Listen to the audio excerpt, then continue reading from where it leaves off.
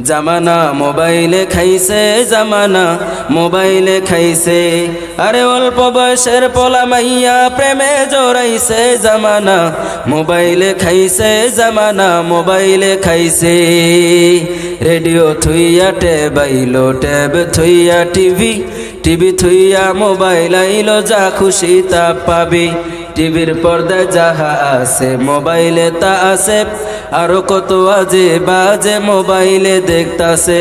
আরে ওই সমস্ত জিনিস দেখা নেশায় মেতেছে, জামানা মোবাইলে খাইছে, জামানা মোবাইলে খাইছে। জামানা মোবাইলে খাইছে, জামানা মোবাইলে খাইছে। আরে অল্প বয়সের পোলা মাইয়া প্রেমে জড়াইছে, জামানা মোবাইলে খাইছে, জামানা মোবাইলে খাইছে। ঠিক না বে ঠিক? মোবাইল আমাদের যুব সমাজকে ধ্বংস করে দিয়েছে। মোবাইল আমাদের সমস্ত যুবকদেরকে নষ্টের দিকে নিয়ে যাচ্ছে, ধ্বংসের দিকে নিয়ে যাচ্ছে। ঠিক না বে ঠিক বলেন?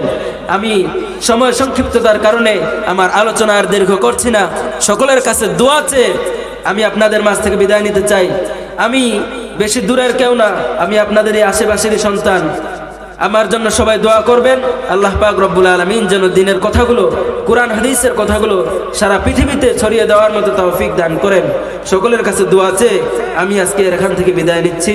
আসসালামু আলাইকুম ওয়া রাহমাতুল্লাহি তাআলা ওয়া বারাকাতুহু।